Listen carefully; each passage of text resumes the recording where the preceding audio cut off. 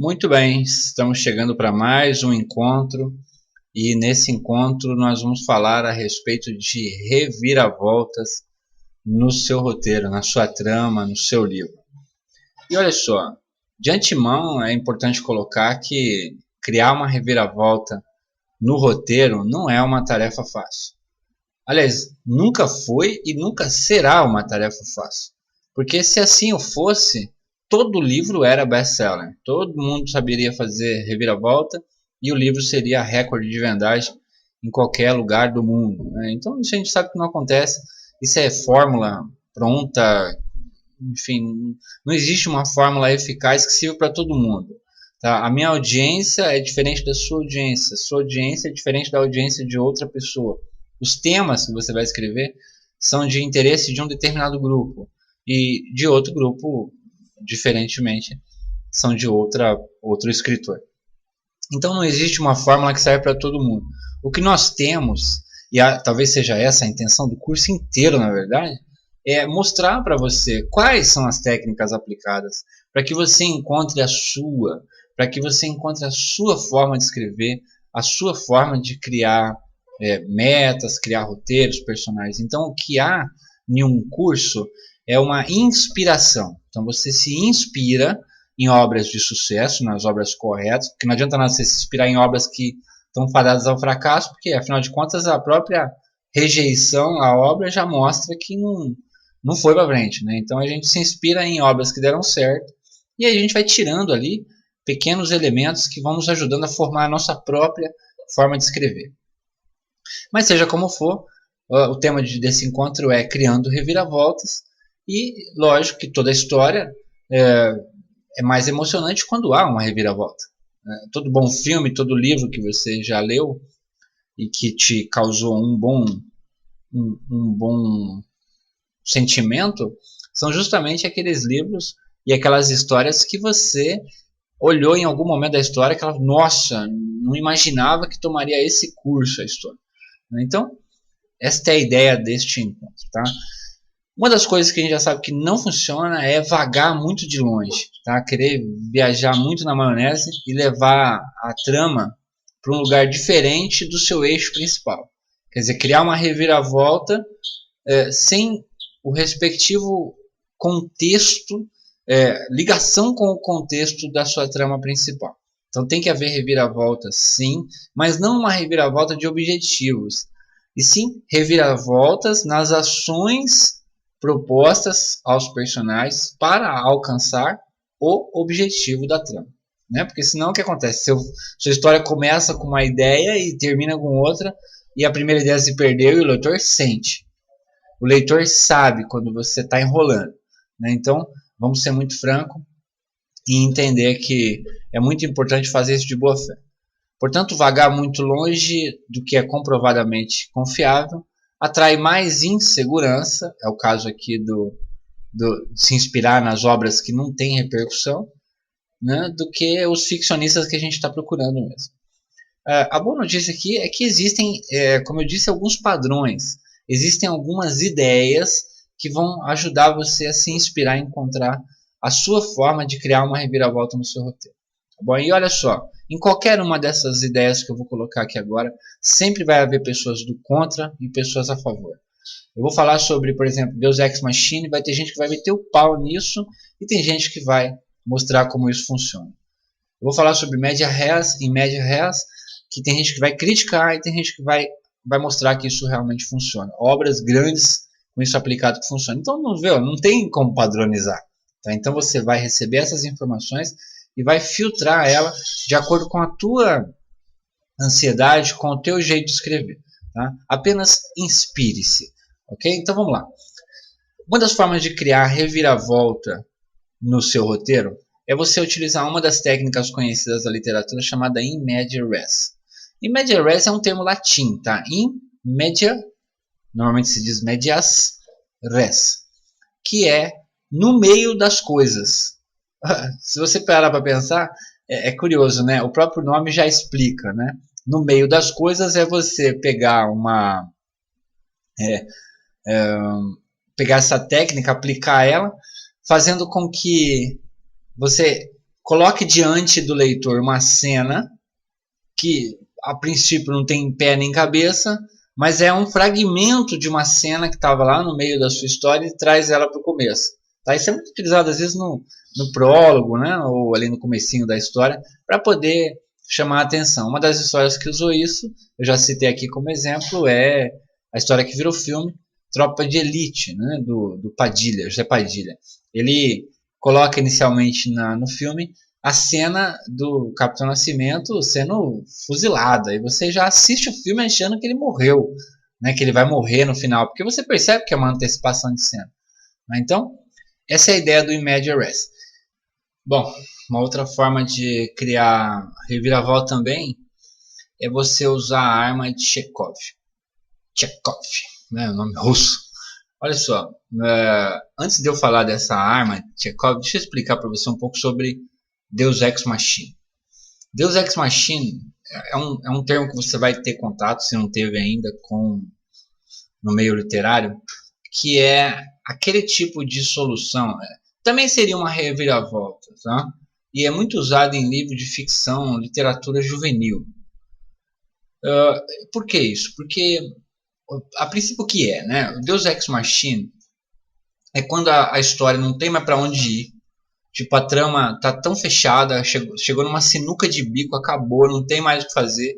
Aí aparece uma força do além, extraordinária, do nada, sem pé nem cabeça, um deus lá que vem e pronto, e livra e termina livrando aquela situação. Aqui tem um problema, viu? Em que pese algumas obras, inclusive Harry Potter, obras assim, terem usado esse elemento para criar alguma reviravolta, em algum ponto onde a trama chegou numa sinuca de bico, não é muito bem visto isso no meio literário. Porque é como se fosse assim, já não tem mais o que fazer, então inventa um deus ali e acabou. Sabe? Fica esquisito. Não é que fica ruim, é que demonstra a falta de habilidade do autor em criar uma situação razoável para destrinchar a trama. Simplesmente por isso. Então, não é muito comumente bem visto no meio literário. Não é proibido de usar, evidentemente. Você pode criar uma história e quando chega um determinado momento onde não tem mais para onde ir, você inventa um deus lá, uma pedra, alguma coisa que acontece, que acaba fazendo com que a história dê os encaminhamentos. Mas não é legal, tá? Principalmente para você que está começando, é legal você criar uma trama e, enfim, dar um desdobramento nela. Não criar um desdobramento imaginário. Então, isso vai te ajudar a ter mais habilidade. E agora que você entendeu o que é esse Deus Ex Machina, fica fácil de entender a arma de Chekhov. Agora sim, o que é a arma de Chekhov? Vamos pelo termo primeiro. Primeiro, o termo, a arma de Chekhov, refere-se a uma afirmação do próprio autor, que criou esse termo, né, Anton Chekhov, de que não se deve colocar, essa foi a frase que ele diz, não se deve colocar um rifle carregado no palco se ninguém tem a intenção de dispará-lo. O que isso quer dizer? Com essa citação, Chekhov combinou várias dicas de escrita numa declaração simples, né, que é essa declaração. Em vez de você criar uma solução do nada para uma determinada trama, por que não dar no começo da história algum elemento que vá lá na frente ser útil para dissolver a trama? Então, em vez de inventar um deus lá na frente, ou qualquer uma ferramenta para dissolver a trama, por que não mostrar lá no começo da história, ou em alguma parte da história, aquela ferramenta já, ou aquela a percepção de um deus que vai aparecer lá na frente, para, digamos assim, mostrar, toca a história, o leitor vai esquecer aquilo, que viu aquele detalhe, e lá na frente aquele detalhe se torna um detalhe relevante. Eu não sei se você se recorda, mas naquele filme Bastardos Inglórios, tem uma cena que o Tarantino está mostrando, onde o general lá da guerra, do nazismo, estava visitando um fazendeiro que estava escondendo judeus embaixo da casa, e o terrorista, o nazista, estava lá tentando caçar judeus. E aí, enquanto ele conversava com o fazendeiro, uh, Tarantino recomendou que a câmera desse um close no cachimbo do cara, né? Um cachimbo enorme. Então, existia um motivo para isso. Não era à toa que estava dando um close naquele cachimbo. Deu um close rápido e saiu, continuou a cena. Tempos depois, o fazendeiro puxou um cachimbinho pequenininho, né? Para que você pudesse na sua mente comparar ou sentir a diferença de poder. Então, quer dizer, o fazendeiro tirou ali um cachimbinho pequenininho, close no cachimbinho, e lá na frente o cachimbo enorme assim do nazista, dando para você, telespectador, a sensação de que um tinha mais poder que o outro, né? Então, veja, são detalhes que são mostrados, né? Não sei se aplica bem aqui nesse caso aqui, no caso de uma reviravolta, mas no que se refere à arma de Chekhov para criar reviravolta, é assim: se você pensa em lá na frente inventar um martelo com poderes, uma ferramenta, um deus, ou o que quer que seja, que vai ser a grande guinada da trama, então mostra ele antes. Nem que seja en passant, assim, mostra ele um pouquinho antes, deixa lá uma imagem dele, ou dá um close ali na história, né, na narrativa, para aquele detalhe, as pessoas vão esquecer. Não tem que se preocupar assim, mas eu estou revelando algo que vai ser a reviravolta. Não vai, tá? Mas é importante, porque se você fizer assim, você está aplicando essa técnica e não a técnica do Deus Ex Machina, que é aparecer a solução do nada. Por quê? Porque aí na hora que aparecer aquela solução, aí a pessoa vai lembrar que ela viu isso lá no começo da história. Bom, então essa é uma segunda forma de... uma segunda técnica para você utilizar para criar reviravolta. Vamos lá. Deixa eu dar um exemplo, né? Bacana dar um exemplo também.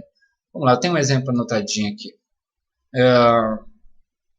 Como diz aí, vou usar a própria declaração, como diz Chekhov, um bom exemplo disso é o martelo de geólogo naquele filme, naquela história, Um Sonho de Liberdade. Andy recebe aquele martelo para uma finalidade que aparentemente é inocente, para nada, a princípio só um martelo. Mas ele acaba sendo fundamental na trama, por quê? Porque se você já viu a história, você vai ver que a reviravolta dependia exatamente daquele pequeno prenúncio para fornecer uma terceira opção para a questão de saber se o Andy estava vivo ou morto na sua cela.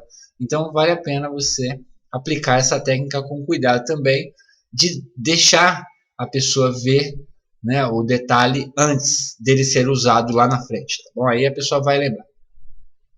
Por fim, uma terceira forma de dar a reviravolta é uma que se chama anagorizes. Esse termo é muito interessante. Essa reviravolta mais comum envolve revelar a natureza de um personagem, a natureza oculta dele, né? Então, pense assim, ó, quando o Neo acorda na Matrix, no filme Matrix, a revelação de informação que muda completamente a história até e a partir daquele ponto. O Neo não pode entender o mundo como ele costumava antes de aprender o que era a Matrix. Então, veja, essa reviravolta talvez seja até mais fácil de implantar, já que tudo que ela exige é que o autor detenha a informação vital até o clímax. Isso é, chegou no clímax, você revela aí a natureza, a origem, tá, daquela situação, dando aí ao personagem um escancaramento aí na visão dele diante da história. Originalmente esse termo anagorizes uma espécie de momento de uma peça de teatro, tá? Isso aí lá no tempo dos gregos, hein? Significa o seguinte: um reconhecimento, lá no contexto grego, não só de uma pessoa, mas também do que essa pessoa representava. Era uma espécie de súbita consciência do herói de uma situação real, a compreensão das coisas como elas eram, e finalmente a sagacidade do herói em relação a um relacionamento com o personagem, frequentemente antagônico, isso lá naquele tempo da tragédia aristotélica, né? Aliás, sabe por que chamava tragédia, né? Porque os teatros gregos, eles eram muito chamados de tragédia, né? Ou era comédia ou era tragédia. Inclusive, se vê a obra Divina Comédia, né? Por que chama Divina Comédia? É muito simples. Porque eles usavam a expressão comédia quando a história terminava bem e tragédia quando a história terminava mal. Então não é que era comédia porque era engraçado, né? Até porque na Divina Comédia não tem nada de engraçado. Mas você vai notar que quando a história termina bem, essas histórias gregas elas são classificadas num gênero de comédia. E quando termina mal, como tragédia, tá bom? Então, essa é a terceira forma, o método Anagorizes, que é uma espécie de momento de revelação para o seu personagem. E por fim, o fim ambíguo. Tá? Isso aqui é quando a cortina desce ou quando a última página é virada. Nessa hora o que acontece? É você criar a sensação, muita atenção aqui, me acompanha nessa linha de raciocínio. É evidente que você tem que fechar a trama, você não pode deixar a trama aberta num livro, senão é sacanagem. O teu leitor vai olhar, ele vai pegar um livro para ler desse tamanho, né? Aí ele vai ler lá 400 páginas, e aí vai terminar o livro, não tem solução, não tem a trama maravilhosa, cheia de suspense, cheia de vai para lá e vai para cá, e no final das contas não tem solução. Ora, acredite, seu leitor vai ficar uma pilha e não vai querer comprar a parte 2 para continuar lendo. Não é essa a ideia. Até livrinho mais ou menos aí, tipo Crepúsculo, eles são mais ou menos, mas que vendeu muito, lógico. Né? São histórias que, embora elas tenham uma amarração para a próxima história, e aí que entra o fim ambíguo, elas terminam dissolvendo a trama daquela história, daquela parte da história. Então, fim ambíguo é quando você conclui a trama, dissolve ela naquela história, mas dá uma espécie de pincelada para a próxima, causando no leitor a sensação dele pensar assim, pô, será que a trama de fato resolveu ou não? Em outras palavras, eu vou usar um outro exemplo que é o filme A Origem. Naquele filme A Origem, se você já assistiu, os personagens eles têm que entrar num sonho, entrar numa camada de sonho, lá dentro tem que dormir dentro do sonho de novo para entrar numa outra camada, e várias camadas de sonhos, para poder mexer no subconsciente da pessoa.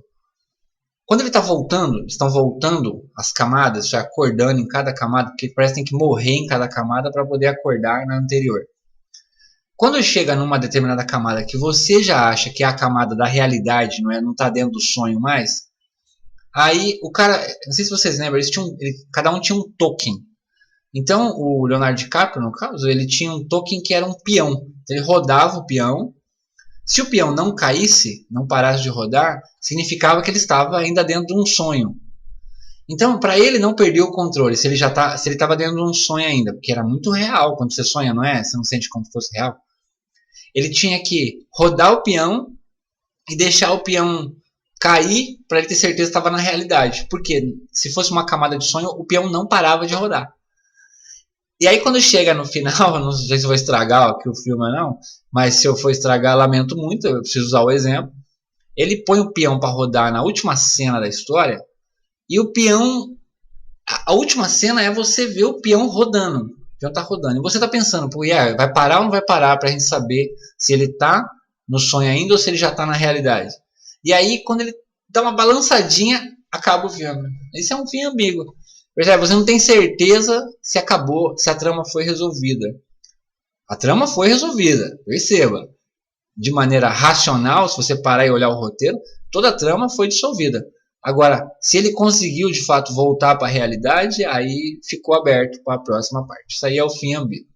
Então, essas são as ideias que você pode usar no seu livro, na sua história, para poder dar uma reviravolta. Mas, como eu disse, são ideias que vão apenas acrescentar e aguçar a sua criatividade para que você mesmo possa encontrar a melhor forma de dar a reviravolta. Não tem outro jeito, tá? Não existe uma fórmula pronta, não. Se cair nessa aí, seria subestimar a sua inteligência. Então, não caia nessa. Apenas inspire-se e vá bolando aí uma ideia curiosa de reviravolta. Na nossa vida é assim.